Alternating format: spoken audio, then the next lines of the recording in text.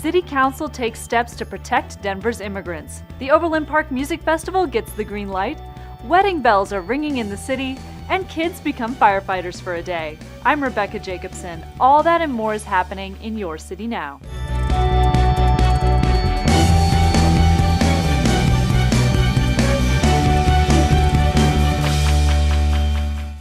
Since January, deportations are up 40%, reported by the New York Times. Since January, we have a crazy person in office that is literally putting threats that are unconstitutional to cities. I don't like bullies, and we're being bullied.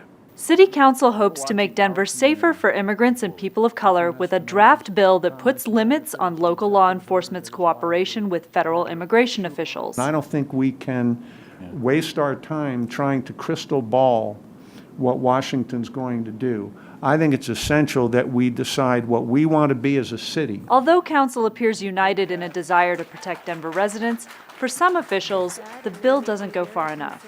I would support doing more work to find a way that we could actually impact so that we're not deporting the people who show up at traffic court. Those are the people who need to feel safe. Find a summary of the draft bill on Council's website or watch the whole committee on denver8.tv.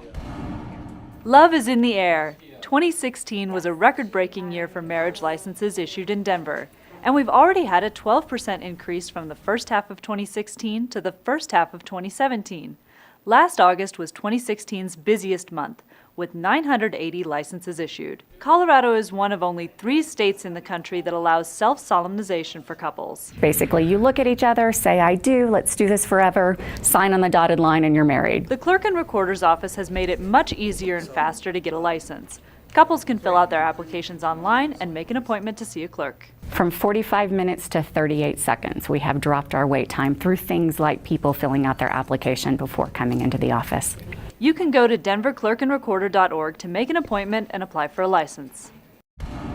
After a packed house in council chambers got to voice their opinions about a music festival slated for Overland Golf Course last week, it came down to council members voting on a proposed multi-year festival lease this week. The agreement will be with a company known as Superfly, who also produce the Bonnaroo and Outside Lands events. And what will the city stand to make off the deal? Denver would make $2,635,000. This neighborhood in the park, how are you allocating some of those resources to make sure that we get the park revived, and after the event happens, that money goes back into a park? The renovation of the park is included in the contract. There are constituents of mine and people throughout the city who don't want this, but there are so many that do. The resolution passed on a 10-3 count, with council members Flynn, Cashman, and Ortega voting no. Rock on, Overland. Aspiring firefighters get some hands-on career experience and learn some life lessons along the way. We want these kids to have the time to be able to explore our careers. We were very successful last year in just a 3-day exploration camp. We went from a 3-day, 4-hour camp to a 6-day, 8-hour camp. Now we're able to teach them how to cut up cars. We're also able to teach them how to use hand equipment like tools and sledgehammers and axes. We allow them to be able to extinguish fires like firefighters do, and we also allow them to get CPR and first aid certified. I've always kind of wanted to be a firefighter, my dad is, but it's influenced me a lot more. And if I were to become one, there's a truck and an engine, I'd like to be a truckie.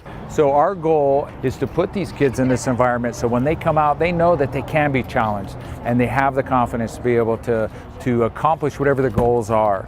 It was really cool. It was really fun. You don't get to do that every day. Plan to attend Denver Human Services Family and Fatherhood Fair to mark Child Support Awareness Month. It will also be the beginning of a new fatherhood program at DHS.